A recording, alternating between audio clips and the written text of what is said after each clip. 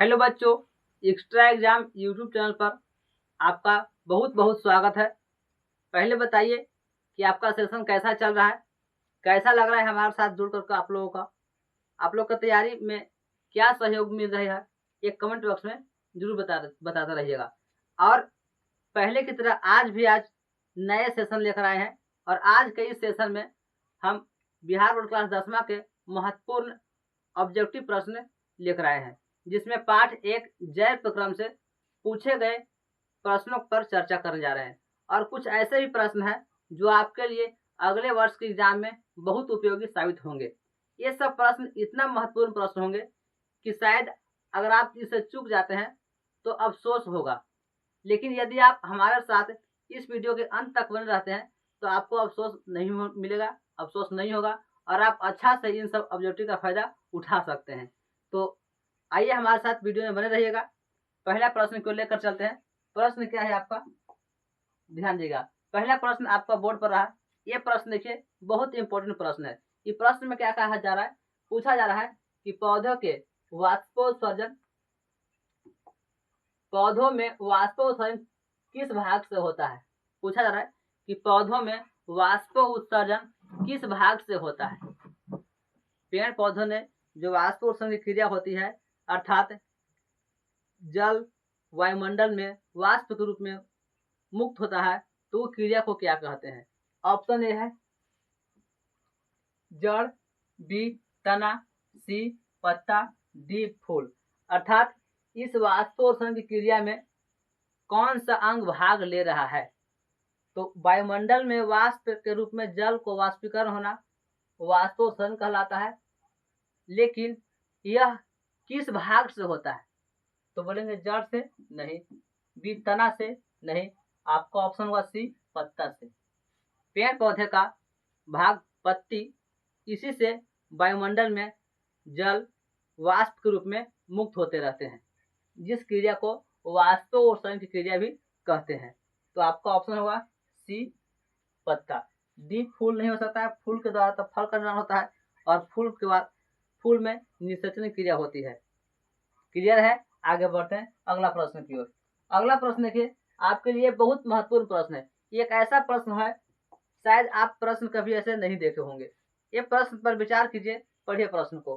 प्रश्न कराए, मानव रक्त में उपस्थित यूरिया की सामान्य मात्रा होती है। मनुष्य के रक्त में अर्थात मनुष्य के ब्लड में, खून में कितना प्रतिशत मतलब कितना मात्रा होता है यूरिया का, वो पूछा जा रहा है। सामान्यतः कितना होते हैं। आपका ऑप्शन ए है 100 मिलीग्राम, बी है 20 मिलीग्राम, सी है 30 मिलीग्राम, डी है 40 मिलीग्राम। अब आप बताइए कि हमारे शरीर के जो रक्त है, उस रक्त में कितना यूरिया की मात्रा सामान्यतः रहता है।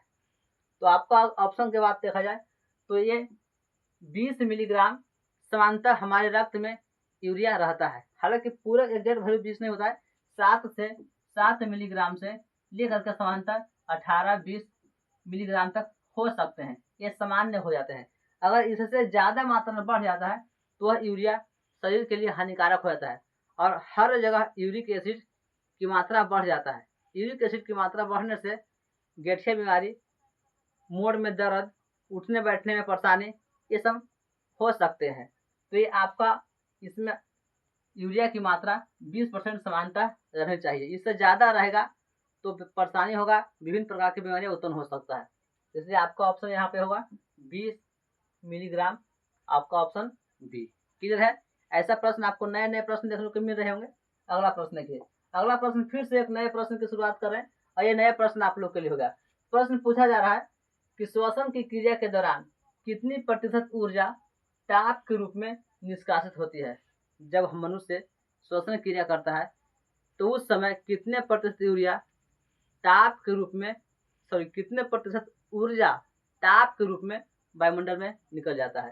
ताप के रूप में देखिए, हमारे शरीर के अंदर में श्वसन की क्रिया के दौरान ऊर्जा का निर्माण होता है, लेकिन साथ ही ऊर्जा का निर्माण होता है उसी समय हमारे शरीर में जो ऊष्मा के साथ साथ कुछ ऊर्जा नष्ट होते हैं, और वह ऊर्जा नष्ट होते हैं लगभग आपको ऑप्शन होगा बी 40% के आसपास। ये एग्जैक्ट वैल्यू 40% हो सकता है, यह लगभग 38.3% के आसपास होगा। तो यदि आपका ऑप्शन में 38 भी रहता तो ऑप्शन में 38 टिक लगा लेते हैं। 39 रहता तो 49 लगाते, लेकिन इसके करीब में कोई ऑप्शन नहीं है, एक ही ऑप्शन दिखाई दे रहा है, ये 40%। तो आपका ऑप्शन होगा बी 40%। अर्थात मनुष्य के शरीर में जो ऊर्जा बनती है वह ऊर्जा किसके समय ताप के रूप में निष्कासित होता है। केवल ताप के रूप में इतना ऊर्जा बाहर निकल जाता है, मुक्त हो जाता है। क्लियर है? अगला प्रश्न बढ़ते हैं। अगला प्रश्न आपका है चौथा प्रश्न। चौथा प्रश्न पूछा जा रहा है कि मनुष्य में वृक्क एक तंत्र का भाग है। मनुष्य में वृक्क एक तंत्र का भाग है। वृक्क किस तंत्र का भाग है? पाचन तंत्र, श्वसन तंत्र, उत्सर्जन तंत्र, नियंत्रण में किस तंत्र का भाग है? यही प्रश्न पूछा रहा है। आपका ऑप्शन पहला है पोषण, बी श्वसन, सी उत्सर्जन, डी परिवहन। अगर बारी बार से देखा जाए कि पोषण में कौन कौन सा अंग भाग लेता है, तब अगर उसमें वृक्क आए तो वृक्क कह सकते हैं। लेकिन पोषण क्रिया में देखा जाए तो पोषण क्रिया में मुख गुहा, ग्रास नली, अमाशय, छोटी आंत, बड़ी आंत, मलाशय, मल द्वार, ये सब अंग शामिल होते हैं। इसमें तो वृक्क का आया ही नहीं, वृक्क का कोई योगदान नहीं रहा, तो पोषण नहीं होगा। अगला है श्वसन। श्वसन में देखा जाए कौन कौन सा अंग भाग लेते हैं, तो नासा छिद्र, नासा कपाट, pharynx, larynx, trachea, bronchi, bronchioles, alveoli, diaphragm इत्यादि अंग भाग लेते हैं श्वसन क्रिया में। तो यहाँ भी वृक्क नहीं आया, तो आपका ऑप्शन ये श्वसन भी नहीं होगा। अगला ऑप्शन है सी उत्सर्जन। उत्सर्जन के बारे में देखा जाए तो उत्सर्जी अंग उत्सर्जन है क्या, तो हमारे शरीर से हानिकारक पदार्थ बाहर निकालना उत्सर्जन कहलाता है। मतलब मनुष्य में उपापचयी क्रिया के दौरान कुछ न कुछ हानिकारक पदार्थों का निर्माण होता है, और वो हानिकारक पदार्थों का शरीर से बाहर निकालना आवश्यक होता है, तो निकालने की क्रिया ही उत्सर्जन कहलाता है। क्लियर है? हानिकारक पदार्थ में जैसे क्रिएटिनिन सबसे खतरनाक पदार्थ है, मतलब सबसे हानिकारक पदार्थ है क्रिएटिनिन। अगर रक्त में क्रिएटिनिन की मात्रा बढ़ जाता है तो मनुष्य की मृत्यु भी हो सकता है। यानी ये हानिकारक पदार्थों का निकालना, यानी उत्सर्जन में हानिकारक पदार्थों का निकालना होता है। अब उत्सर्जन के कौन कौन से अंग होते हैं, तो मनुष्य में उत्सर्जन के मुख्य रूप से 5 अंग हैं। मुख्य रूप से 5 अंग। पहले हम लोग बोलेंगे फेफड़ा, ये उत्सर्जी अंग है जो वायुमंडल में कार्बन डाइऑक्साइड की मात्रा को छोड़ता है, अर्थात शरीर से कार्बन डाइऑक्साइड को निकालने का काम करता है। इसके साथ साथ वाष्पशील हानिकारक पदार्थों को निकालता है। वाष्पशील हानिकारक पदार्थ वैसे हानिकारक पदार्थ जो वाष्प में बदल जाता है, तो ढकार के माध्यम से हम लोग बाहर निकालते हैं, फेफड़ा निकालता है। दूसरा फेफड़ा के बाद देखा जाए तो त्वचा है। त्वचा भी हमारा उत्सर्जी अंग है। कैसे? तो त्वचा के द्वारा पसीना के रूप में खनिज लवण या अन्य पदार्थ हानिकारक पदार्थ निकलते हैं, तो त्वचा भी क्या हो गया हमारा उत्सर्जी अंग है। इसके बाद देखा जाए लीवर। लीवर के बारे में देखा जाए तो लीवर भी हमारा उत्सर्जी अंग है। ये क्या करता है, तो लीवर खतरनाक हमारे शरीर के अंदर उपापचय क्रिया के दौरान अमोनिया का निर्माण होता है, और अमोनिया बहुत खतरनाक पदार्थ है, तो अमोनिया को यूरिया में बदल देता है, जिससे यूरिया कम खतरनाक होता है लेकिन अमोनिया की तुलना में कम खतरनाक होता है। तो लीवर वही बदलने का काम करता है, और वही हम लोग पेशाब के माध्यम से बाहर उसको निकाल देते हैं, त्याग कर देते हैं। तो ये लीवर भी क्या करता है, उत्सर्जन में काम करता है। इसके बाद अगला है कहेंगे बड़ी आंत। बड़ी आंत भी है जो उत्सर्जन की क्रिया करता है। बड़ी आंत कौन सी क्रिया करता है, तो बड़ी आंत के में अवशोषण की क्रिया होती है, और अवशोषण के बाद जो भी बचा हुआ जो भोज्य पदार्थ होता है, जो पचता नहीं है, अपचा भोज्य पदार्थ शरीर से बाहर निकाल दिया जाता है। तो आपका देखिए ये बड़ी आंत हो गया। एक और महत्वपूर्ण है, जो सबसे महत्वपूर्ण अंग है उत्सर्जन में, जो उसको हम लोग बोलते हैं वृक्क। यही है वृक्क, सबसे महत्वपूर्ण उत्सर्जी अंग है किडनी, वृक्क। ये क्या करता है, तो शरीर में रक्त में जितना भी हानिकारक पदार्थ है, वो हानिकारक पदार्थ को छान करके बाहर निकालता है। वह बाहर निकालता है यूरिन के माध्यम से, पेशाब के माध्यम से, मूत्र के माध्यम से, ये निकालता है वृक्क। वृक्क के अंदर कौन सी क्रिया करता है, तो वृक्क के अंदर नेफ्रॉन होता है, और नेफ्रॉन को ही हम लोग उत्सर्जन तंत्र की इकाई कहते हैं। उत्सर्जन का महत्वपूर्ण अंग कहा जाए तो वृक्क, उत्सर्जन तंत्र का इकाई कहा जाए तो नेफ्रॉन हमारे शरीर में यानी किडनी में कहा जाए तो लाखों की संख्या में पाया जाता है, जो नेफ्रॉन वृक्क में पाया जाता है। तो वृक्क किस तंत्र का भाग हो गया आपका? ऑप्शन होगा सी, उत्सर्जन तंत्र का भाग है। अगर देखा जाए परिवहन, तो परिवहन के हमारे शरीर के अंदर परिवहन की क्रिया के लिए रक्त होते हैं, रक्त की सहायता से परिवहन होते हैं। इसके साथ साथ हीमोग्लोबिन के परिवहन की क्रिया करवाता है, ऑक्सीजन को ले जाता है, लेकर आता है। तो इसमें क्रिया वृक्क का भाग काम नहीं रहा इस क्रिया में, तो आपका ऑप्शन होगा सी, उत्सर्जन। क्लियर है? कैसा लग रहा है सेशन? आप कमेंट बॉक्स में जरूर लिखते रहिएगा। अगला प्रश्न को हम बढ़ते हैं। आपके लिए अगला प्रश्न है 5वां प्रश्न। देखिए 5वां प्रश्न को आप अपने से खुद से आंसर दीजिए। आंसर दीजिए। इस प्रश्न में क्या पूछा गया है? प्रश्न देखिए, प्रश्न कर रहा है कि पौधे के वायवीय भाग से, पौधे के वायवीय भागों से, मतलब वायु में उपस्थित होने वाला भाग से जल के निष्कर्ष की क्रिया कहलाती है। वायुवीय भाग से जल जब वायुमंडल में उड़ता है तो उस क्रिया को हम लोग क्या कहते हैं? तो बोलेंगे पौधे के वायवीय भाग से जल का वाष्प में बदलने की क्रिया वाष्पीकरण क्रिया कहलाती है। कौन सी क्रिया कहलाएगी? वाष्पीकरण क्रिया। तो आपका ऑप्शन होगा ये वाष्पिक उत्सर्जन, यानी वाष्पोत्सर्जन वाष्पीकरण क्रिया के समय वाष्पोत्सर्जन होता है। इन वाष्प पेड़ पौधे के पत्तियों भाग से या तना भाग से भी कुछ वायुमंडल में मुक्त होते रहते हैं। तो आपका ऑप्शन होगा डी। क्लियर है? अगला प्रश्न को पढ़ते हैं। अगला प्रश्न देखिए, प्रश्न क्या पूछा रहा है? ये सबसे हल्का प्रश्न हो सकता है, इसका आप ऑप्शन देख करके कमेंट बॉक्स में जरूर लिखिए। और उसके बाद देखिएगा कि हम जो बताते हैं वो सही हुआ या नहीं। प्रश्न क्या कहता है? वह प्रक्रम जिसके द्वारा शरीर में ऊर्जा का उत्पादन होता है, वह प्रक्रिया जिसके द्वारा शरीर में ऊर्जा का उत्पादन होता है कहलाता है। ऊर्जा निर्माण होता है किस प्रक्रिया के द्वारा?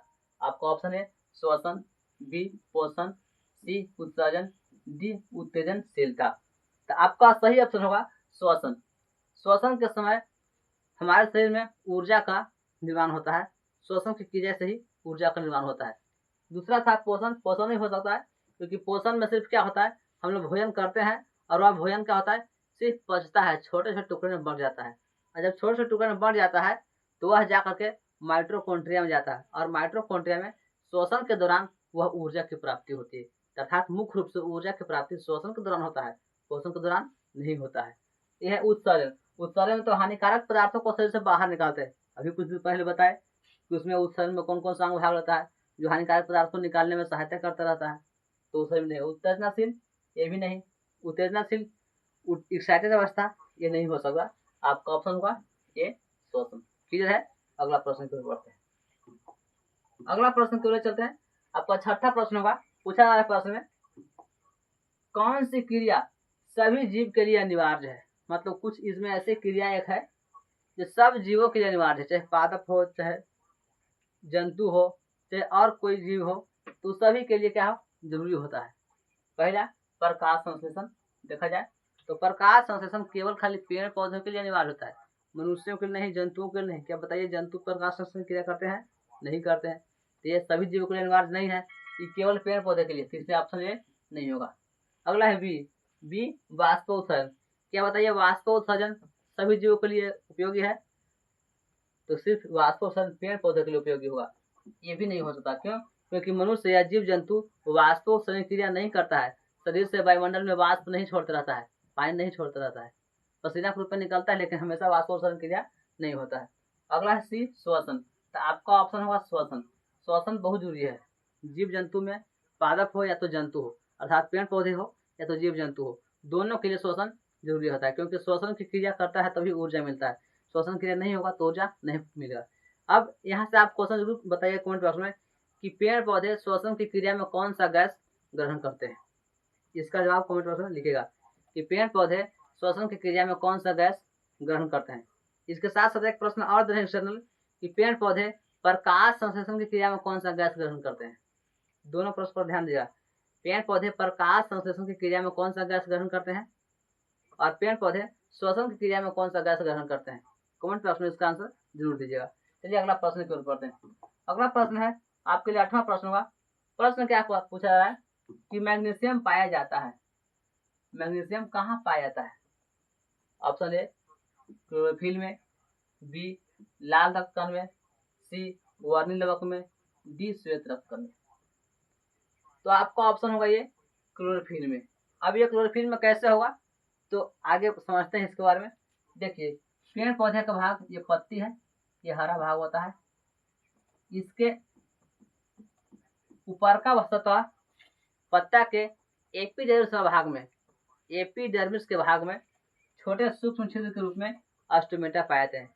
ये अस्टोमेटा को देखा जाए तो इस तरह के फिगर होता है। देखो पेड़ पौधे में पत्ता में अस्टोमेटा नग्न आंखों से दिखाई नहीं दे सकता है, इतना छोटा होता है कि नग्न आंखों से मतलब खुली आंखों से देख नहीं सकते हैं। आप माइक्रोस्कोप का सहारा ले सकते हैं या कुछ अन्य इलेक्ट्रॉनिक या टेलेनिक माइक्रोस्कोप का सहारा ले सकते हैं, तब दिखाई देगा, ऐसे दिखाई नहीं देगा। तो हमें यहाँ फिगर में से दिखाई बहुत सारा पत्ता होता है, ये अस्टोमेटा दिखा दिए।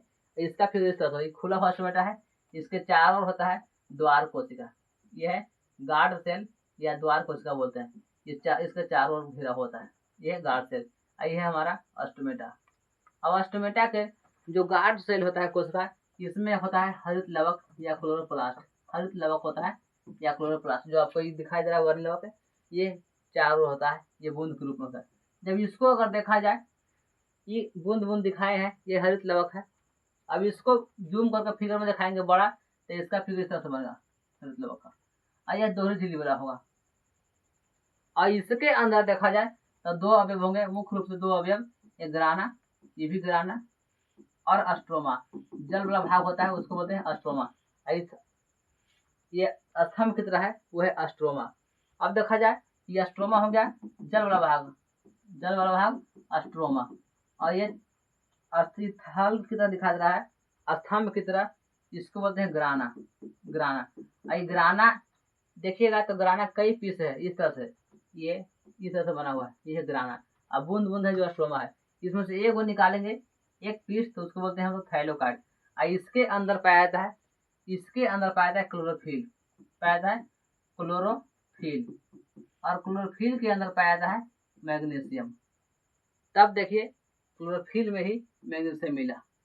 कहाँ मिला मैग्नीशियम? क्लोरोफिल में। क्लियर है? तो आपका ऑप्शन बताइए। लाल रक्त कण में तो नहीं, जो मनुष्य के शरीर में आरबीसी होते हैं, रेड ब्लड सेल, इसके अंदर आयरन पाया जाता है, लोहा आयरन की मात्रा होता है, तो यहाँ तो मैग्नीशियम है नहीं। अगर देखा जाए वर्णिल लवक में, तो वर्णिल लवक के अंदर पाया जाता है ये, और उसके बाद पाया जाता है क्लोरोफिल, तब उसके बाद पाया जाता है मैग्नीशियम। तो मुख्य रूप से अगर देखा जाए तो क्लोरोफिल के अंदर पाया जाता है, वर्णिल लवक के अंदर नहीं पाया जाता है।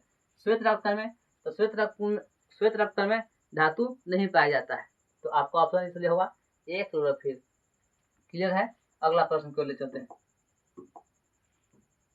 अगला प्रश्न क्या पूछा रहा है कि मानव हृदय में पाए जाते हैं, मनुष्य के हृदय में पाया जाता है।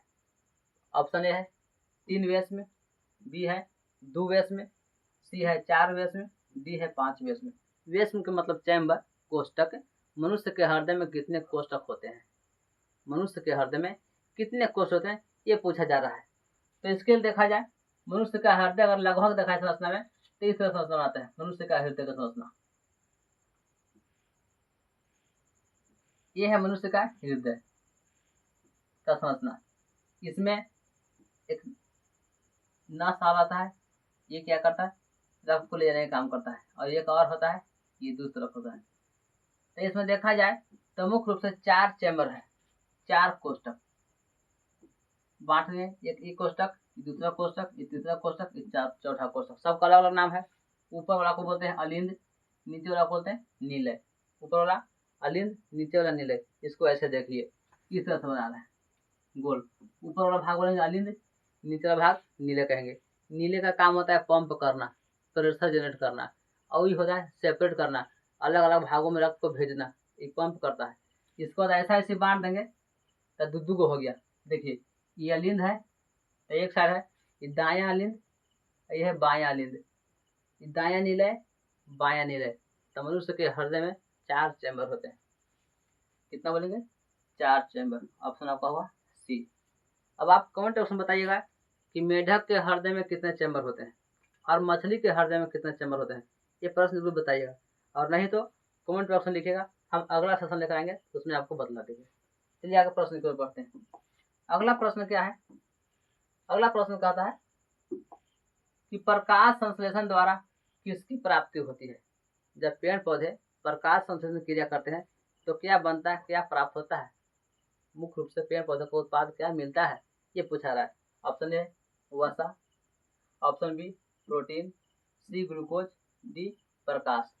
तो प्रकाश संश्लेषण में क्या बनता है, इसकी जानने के लिए आपको प्रकाश संश्लेषण की अभिक्रिया या रासायनिक अभिक्रिया याद होने चाहिए। वो क्या है, देखिए प्रकाश संश्लेषण में क्या क्या होता है, तो कार्बन डाइऑक्साइड भाग लेता है, फिर क्या भाग लेता है, H2O भाग लेता है, मतलब जल भाग लेता है। फिर क्या होता है, पेड़ पौधे के पास अपना होना चाहिए क्लोरोफिल, होना चाहिए क्लोरोफिल होना चाहिए, और क्या होना चाहिए, तो सूर्य का प्रकाश मिलना चाहिए, सूर्य का प्रकाश। तो ये हो गया हमारा अभिकर्मक, इतना दूर हो गया अभिकर्मक। क्या क्या लगता है, क्या क्या उपयोगी होता है, तो 1 2 3 4 चार चीज उपयोगी होता है। पूछ रहा है कि इसकी प्राप्ति होती है, तो अब निकालेंगे उत्पाद में, उत्पाद जो क्या क्या प्राप्ति होती है, उत्पाद में क्या बनता है, तो मुख्य उत्पाद बनता है ग्लूकोज। मुख्य उत्पाद क्या बनता है, बताइए, ग्लूकोज। ग्लूकोज इसका सूत्र होता है C6H12O6। इसके साथ साथ और क्या बनता है, इसके साथ साथ बनता है ऑक्सीजन, और क्या बनता है, ये जल वाष्प के रूप में उड़ जाता है। तो मुख्य उत्पाद क्या हुआ, ये ग्लूकोज। क्या होगा मुख्य उत्पाद, ग्लूकोज होगा। ऑप्शन देखिए सी है ग्लूकोज। वसा नहीं होगा, प्रोटीन नहीं, प्रकाश नहीं, प्रकाश तो बाहर से आता ही है, इसके जरूरी है, तो आपका ऑप्शन होगा सी ग्लूकोज। क्लियर है। अगला प्रश्न को पढ़ते हैं। अगला प्रश्न है आपका 10, ये 11वां प्रश्न होगा। 11वां प्रश्न है, क्या पूछा रहा है, कोशिका झिल्ली किस प्रकार की झिल्ली है, कोशिका झिल्ली किस प्रकार की झिल्ली होती है, इसके बारे में पूछा जा रहा है। तो देखा जाए, कोशिका 2 प्रकार के होते हैं, एक जंतु कोशिका, एक पादप कोशिका। और पादप कोशिका का फिगर देखा जाए तो इस तरह से होते हैं पादप कोशिका। ये फिगर जो बनाया जा रहा है, ये पादप कोशिका का फिगर है, इस तरह से। ऐसे केमिस्ट्री में देखा जाए तो ये बेंजीन का फिगर है, लेकिन बायोलॉजी में पादप कोशिका का फिगर है। ये बाहरी वाला भाग है, इसको बोलते हैं कोशिका भित्ति, और इसके अंदर भाग होता है, इसको बोलते हैं कोशिका झिल्ली। तो कोशिका झिल्ली अंदर होता है। और अगर जंतु कोशिका देखा जाए तो इस तरह होता है जंतु कोशिका, ये जंतु कोशिका,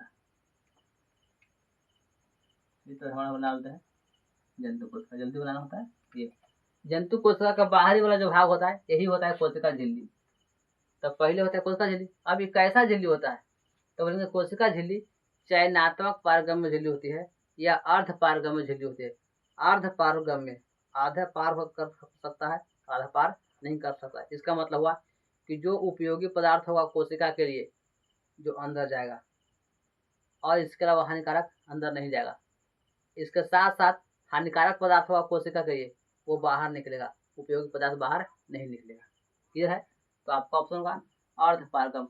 अगर पूछता कि कोशिका भित्ति किस प्रकार का भित्ति है, कोशिका भित्ति, तो बोलते हैं कोशिका भित्ति पारगम में होता है, ऑप्शन ये हो जाता है। लेकिन यहाँ पूछा रहा है कोशिका झिल्ली, कोशिका झिल्ली कहेंगे अर्ध पारगम में। क्लियर है। आगे की ओर बढ़ते हैं।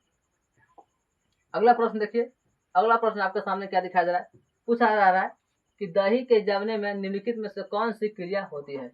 दही जमता है तो उसमें कौन सी क्रिया के दौरान होता है, मतलब दही जमने में कौन कौन सी क्रियाएं होती है, इस बार पूछा रहा है। पहला यह है अपघटन, बी प्रकाश संश्लेषण, सी किण्वन, डी उत्सर्जन। तो आपका सही आंसर होगा किण्वन की क्रिया। किण्वन की क्रिया का मतलब होता है कि इसके अंदर फर्मेंटेशन होता है, सड़ता गलता है। मतलब समझिए कि इसके अंदर जो, अगर ताजा दूध का मान देखा जाए तो वो 601 के आसपास होता है, 601 या 602 होता है। तो यही धीरे धीरे धीरे धीरे अम्लीयता के गुण इसमें क्या होता है, बढ़ना शुरू होता है। बढ़ते बढ़ते यानी अम्लीयता का गुण इसमें क्या होता है, अम्लीयता का गुण बढ़ जाता है, और बढ़ते बढ़ते बढ़ते बढ़ते इसमें बैक्टीरिया आते हैं, और वह बैक्टीरिया किण्वन की क्रिया करना शुरू करता है। मतलब बैक्टीरिया जब प्रवेश करता है, उस बैक्टीरिया का नाम है लैक्टोबैसिलस, और वह बैक्टीरिया आता है तो इसमें किण्वन की क्रिया स्टार्ट करता है, और किण्वन की क्रिया स्टार्ट करता है तो वही दही जम जाता है। अगर बैक्टीरिया उसमें नहीं आए तो किण्वन की क्रिया स्टार्ट नहीं होगा और दही भी नहीं जमेगा। अगर इसको रोकने के लिए ही फ्रिज में रख दिया जाता है, ताकि फ्रिज में बैक्टीरिया नहीं लेगा, और नहीं लेगा तो किण्वन की क्रिया नहीं होगा, और किण्वन की क्रिया नहीं हो पाएगा तो दूध से दही नहीं बनेगा, ताजा दूध का ताजा दूध रह जाएगा। इसके साथ और भी उपाय है, उसके अंदर बेकिंग सोडा डाल देता है। बेकिंग सोडा जो कुछ क्षारीय होता है तो क्षार बनाता है, अम्लीय होगा नहीं। और जो लैक्टोबैसिलस है जो अम्ल में होता है लेकिन क्षार में होता नहीं है। तो कई उपाय है, लेकिन यहाँ पे आपका ऑप्शन हुआ किण्वन। जब तक किण्वन की क्रिया नहीं होगा तब तक दूध से दही नहीं बन पाएगा। इसको क्रिया करने वाला आता है लैक्टोबैसिल्स होता है, लैक्टोबैसिल्स। क्लियर है। अगला प्रश्न की ओर बढ़ते हैं। अगला प्रश्न आपका होगा 13वां प्रश्न। देखिए यह प्रश्न नया प्रश्न है, बिल्कुल ताजा प्रश्न होगा आपके लिए। प्रश्न क्या पूछा रहा है, जीवन की उपापचयी क्रियाओं के संचालन के लिए निम्नलिखित में से कौन आवश्यक है। पूछ रहा है उपापचय क्रियाओं के लिए कौन सा आवश्यक है।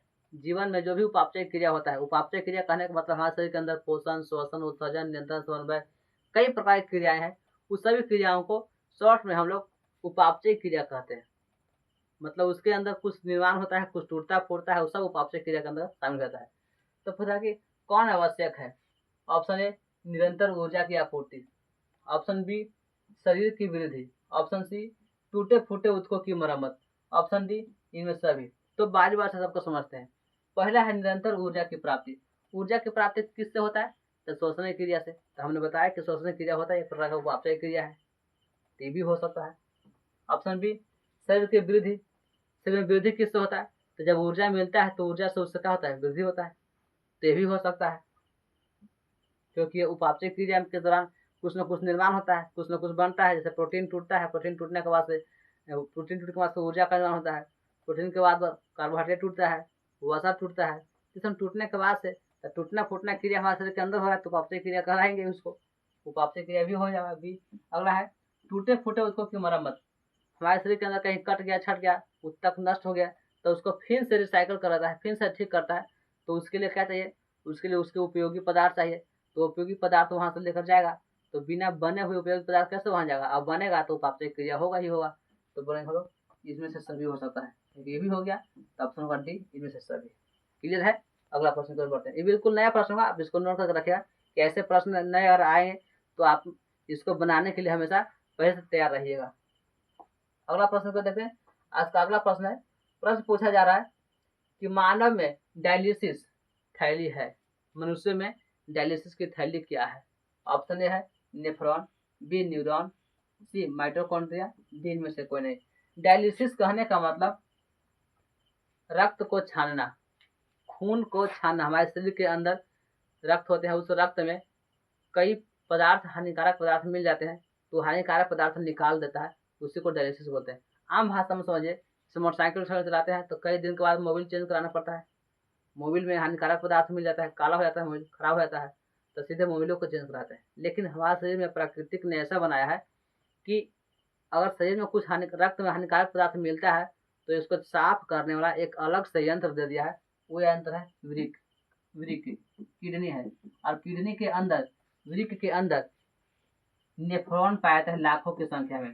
यही नेफ्रॉन क्या करता है, रक्त को छानने में लगा रहता है, साफ करता था। क्योंकि मनुष्य खून बदला न कर पाए, बाहर निकाल न कर पाए, इसके लिए छानने के लिए नेफ्रॉन, वृक्क के अंदर नेफ्रॉन दिया जाता है।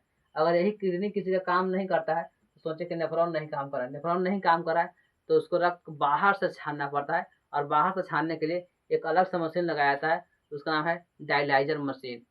यही डायलाइजर मशीन क्या करता है, वो मनुष्य के शरीर में अलग कहीं से भी नस निकाल करके बाहर से निकालता है, और वो खून लेकर आता है। डायलाइजर मशीन उसको छानता है, फिर खून उसको डाल देता है।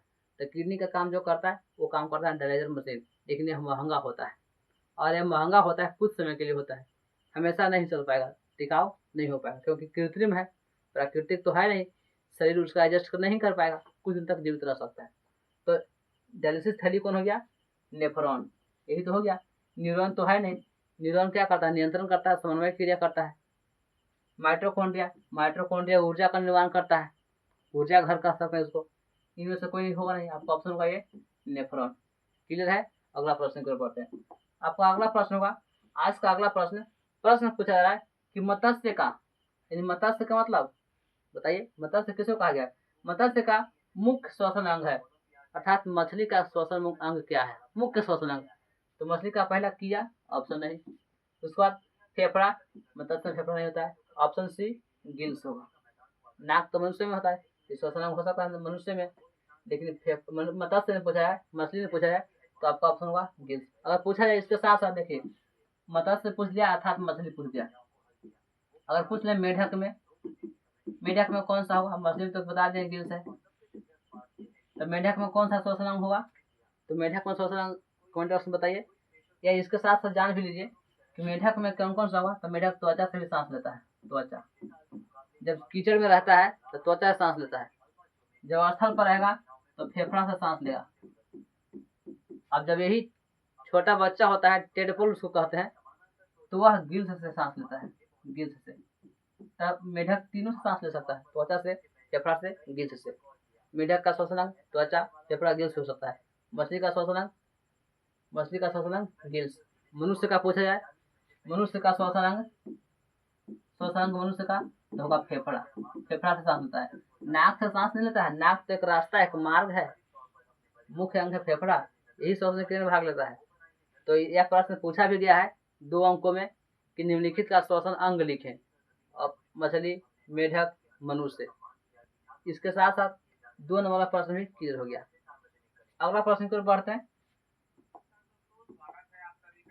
आज का अगला प्रश्न होगा, देखिए, पौधों में गैसों के निष्कासन के लिए किस क्रिया का उपयोग होता है। पेड़ पौधों में गैस के निष्कासन के लिए कौन सी क्रिया का उपयोग होता है। क्रिया के बारे में पूछा रहा है। पेड़ पौधों में गैस के निष्कासन के लिए, गैस निष्कासन होता है तो गैसों का आदान प्रदान विसरण की क्रिया के द्वारा हुआ। गैसों का आदान प्रदान विसरण की क्रिया के द्वारा होता है और इस क्रिया में अधिक सांद्रता से कम सांद्रता की ओर गति करते हैं गैस। तो आपका ऑप्शन होगा बी, विसरण की क्रिया। क्लियर है। आगे कोई प्रश्न बढ़ते हैं। अगला प्रश्न देखिए,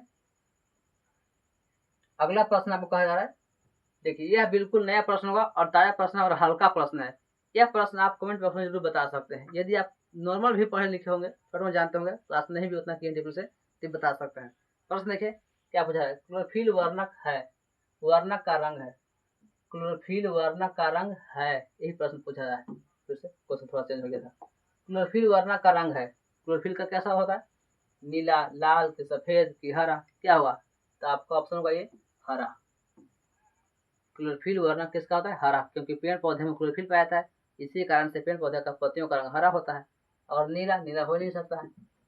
और लाल, लाल तो हमारे शरीर के रक्त का, मनुष्य में रक्त का रंग लाल होता है, इसमें हीमोग्लोबिन के कारण रक्त का रंग लाल होता है। सफेद, सफेद तो होगा नहीं, सफेद WBC का होता है, WBC का होता है सफेद। तो क्लोरोफिल वर्णक का रंग कौन होगा, ये हरा। ऑप्शन ए क्लियर है। अगला प्रश्न की तरफ बढ़ते हैं। अगला प्रश्न आपका होगा, ये 18 प्रश्न पूछा जा रहा है, कवक में पोषण की कौन सी विधि है। कवक में पोषण की कौन सी विधि, अर्थात कवक किस विधि के द्वारा पोषण करता है, ये प्रश्न पूछा है। कवक मतलब गोरछत्ता, जो अप्रकाशित आर्द्रता वाले भाग में पाया जाता है। अप्रकाशित आर्द्र वाले भागों में पाया जाता है। इसका भोजन का मुख्य आधार होता है सड़े गले पदार्थ। यह सड़े गले पदार्थों को अपघटित करके अपना भोजन तैयार करता है। तो पूछिए, एक हम प्रश्न देखिए ऑप्शन में। पहले स्वपोषी, कवक स्वपोषी नहीं होते हैं। अगर कवक स्वपोषी होता तो उसमें क्लोरोफिल पाया जाता है। जितने भी स्वपोषी होते हैं उसमें क्लोरोफिल पाया जाता है और वह हरा रंग का होता है। तो आपका ऑप्शन स्वपोषी नहीं होगा। अगला है मृतजीवी। तो आपका सही आंसर होगा मृतजीवी, क्योंकि मरे हुए सड़े गले पदार्थों को अपघटित करके अपना भोजन तैयार करता है। मरे हुए सड़े गले पदार्थों का अपघटित करता है और उससे अपना भोजन तैयार करता है। अगला है समभोजी। समभोजी कहने का मतलब वैसे 2 जीव जो क्रियाएं करते हैं दोनों का लाभ हो, दोनों का लाभ होता है समभोजी में। समभोजी कहने का मतलब दोनों का लाभ। जैसे कैसे बताएं दोनों का, इसमें उदाहरण ले सकते हैं। इसका उदाहरण ले सकते हैं, समुद्र के अंदर बहुत बड़े मछली होते हैं और बहुत बड़े मछली के ऊपर छोटे छोटे शैवाल जम जाते हैं और वह शैवाल मछलियों से छूटता नहीं है। इसके कारण मछलियों का जीवन कष्टमय हो जाता है और इन शैवाल को खाने के लिए कुछ अन्य जीव आ जाते हैं, मछली के ऊपर चिपक के चलते रहते हैं। तो दोनों का फायदा हो गया, जो चिपक के चल रहा है वो शैवाल खा रहा है और मछली को भी फायदा हो गया, वो जीवन उसके साथ और लंबा हो गया, उसका शरीर साफ हो गया। तो ये इसका हो गया समभोजी। इनमें से कोई हो नहीं सकता। आपका ऑप्शन होगा बी, मृतजीवी। मृतजीवी कहने का मतलब सड़े गले मरे पदार्थों को अपघटित करके अपना भोजन तैयार करना, और वही तैयार करता है कौन, कवक। क्लियर है। अगला प्रश्न के अगला प्रश्न की ओर बढ़ते हैं। अगला प्रश्न क्या पूछा रहा है, इसको ध्यान देते हैं। चलिए अगला प्रश्न की ओर बढ़ते हैं। स्किप क्यों नहीं हो रहा है, चलिए अगला प्रश्न देखिए। अगला प्रश्न पूछा रहा है 19वां प्रश्न, रेजिन एवं गोंद कहाँ संचित रहता है। रेजिन एवं गोंद कहाँ संचित रहता है। देखिए रेजिन और गोंद है क्या, इसके बारे में जान लेते हैं। रेजिन और गोंद पूछा जा रहा है कि रेजिन और गोंद है क्या, तो बोलेंगे पेड़ पौधे का उत्सर्जी पदार्थ है रेजिन और गोंद। इसके साथ साथ रेजिन और गोंद के साथ अलावा और भी उत्सर्जी पदार्थ होते हैं, जैसे लेटेक्स, रेनिन, रेजिन, गोंद, टेनिन। इस सब पेड़ पौधे का उत्सर्जी पदार्थ है, मतलब पेड़ पौधे से बाहर निकलते रहता है, हानिकारक पदार्थ के रूप में बाहर निकलते रहता है। और कहाँ संचित रहता है, इसके बारे में पूछा जा रहा है। ऑप्शन ए फ्लोएम में, बी कॉर्टेक्स में, सी छाल में, डी पुराने जाइलम में। तो आपका सही आंसर होगा पुराने जाइलम में। पुराना जाइलम होने की वजह से जाइलम जब पुराना होता है, देखिए जाइलम कह रहे हैं किसको, तो वह नस, मतलब पेड़ पौधे का वह नस जो जड़ से, मतलब मिट्टी से जल को लेकर जाता है, जल एवं खनिज लवण को ऊपर को ले जाता है, इसको हम लोग बोलते हैं जाइलम। जाइलम, और जाइलम की कोशिका मृत होती है, यह ऊपर की ओर ले जाता है जल को, केवल एक दिशा में ले जाता है। एक और नस होता है फ्लोएम, होता है फ्लोएम, यह भोजन को ले जाता है और भोजन को संचित करने का काम करता है। तो जाइलम जल का, फ्लोएम भोजन का। तो ये जल आ गया समय, ये जाइलम। तो पुराने जाइलम में ही जब पुराना जाइलम हो जाता है, तना जाइलम पुराना हो जाता है, तो उसके अंदर ये हानिकारक पदार्थ संचित होते हैं। क्लियर है। अगला प्रश्न की ओर बढ़ते हैं। आज का ये लास्ट प्रश्न होगा और आखिरी प्रश्न होगा। आप इसको कमेंट बॉक्स में जरूर बताइएगा कि सेशन कैसा लगा और ये प्रश्न का उत्तर दीजिए। प्रश्न क्या पूछा जा रहा है, शरीर में भोजन को पचना किस प्रकार की अभिक्रिया है, मतलब शरीर में भोजन पचता है तो किस प्रकार की क्रिया होता है।